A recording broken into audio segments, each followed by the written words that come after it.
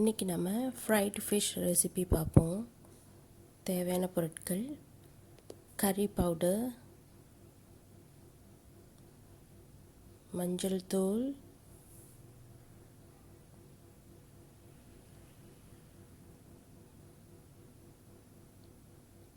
உப்பு தேவையான அளவு, அப்புறம் ஒரே ஒரு எலுமிச்சம்பழம்.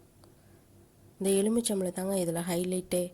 இந்த ஒரு எலுமிச்சம்பழம் தான் நம்மளை பொரிச்ச மீனுக்கு ரொம்ப டேஸ்ட் கொடுக்க போகுது. நீங்கள் எந்த விதமான மீன் வேணாலும் நீங்கள் எடுத்துக்கலாம். மீனை நல்லா கழுவி சுத்தம் பண்ணி வச்சுருக்கேன் நான். இப்போ அதோட இந்த மசாலா பவுடர் எல்லாத்தையுமே ஒரு பவுலில் போட்டுருவோம். கறி பவுடர், டர்மரிக் பவுடர், சால்ட் இதெல்லாமே போட்டுட்டு அதோடைய இந்த எலுமிச்சம்பழத்தையும் நம்ம புழிஞ்சு விட்ருவோம். நல்லா புழிஞ்சு விட்டு மிக்ஸ் பண்ணிடலாம். இது வரைக்கும் என்னோடய சேனலை சப்ஸ்கிரைப் பண்ணாதவங்க சப்ஸ்கிரைப் பண்ணுங்கள். சப்ஸ்கிரைப் பண்ணவங்க எல்லோரும் தொடர்ந்து பார்த்து லைக் ஷேர் பண்ணுங்கள். நன்றி. நீங்கள் மிக்ஸ் பண்ணுறப்போ இந்த மாதிரி கொஞ்சம் ரொம்ப திக்காக இருக்க மாதிரி தோணுச்சுன்னா நீங்கள் லேசாக தண்ணி கூட ஊற்றிக்கலாம். லேசாக தண்ணி தெளித்து நல்லா நம்ம இந்த மசாலா பவுடரை பனிஞ்சு வச்சுருவோம்.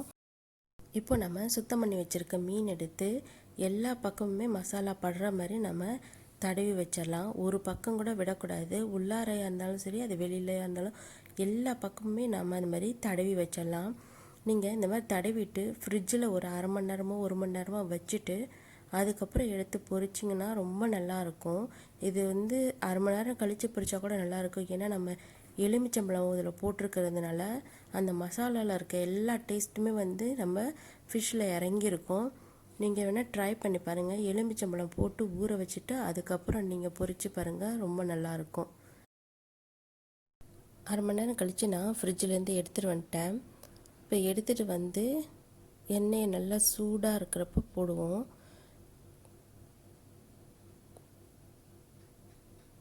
இந்த மாதிரி போட்டு நம்ம ஒரு லிட் வச்சு மூடிடலாம். ஆக்சுவலி இந்த லிட் வச்சு மூடுறோன்னா எண்ணெய் எல்லா பக்கமும் இல்லாட்டி அடிச்சிரும். சில சமயம் அது பாப் பண்ணிடும் ஃபிஷ். அதனால நான் மூடி வச்சுருக்கேன். நல்லா வெந்ததுக்கப்புறம் நம்ம இன்னொரு சைடு டர்ன் பண்ணிடுவோம். டர்ன் பண்ணி நல்லா ப்ரௌன் கலராக ஆகிற வரைக்கும் நம்ம வேக வச்சுருவோம். இது எல்லாமே கொஞ்சம் ஸ்லோ ஃபயராகவே வச்சு நீங்கள் பொரிச்சிங்கன்னா நல்லா இருக்கும், கிறிஸ்பியாக இருக்கும்.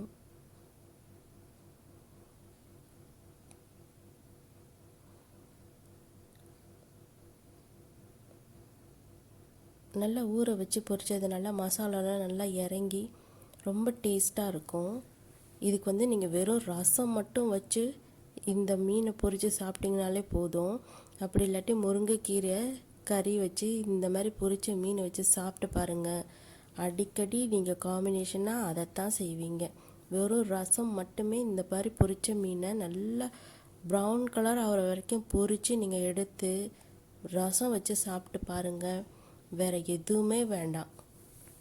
ரசத்துக்கு இந்த மீன் அவ்வளோ பக்கா காம்பினேஷனாக இருக்கும். ட்ரை பண்ணுங்கள் கண்டிப்பாக. நன்றி, வணக்கம்.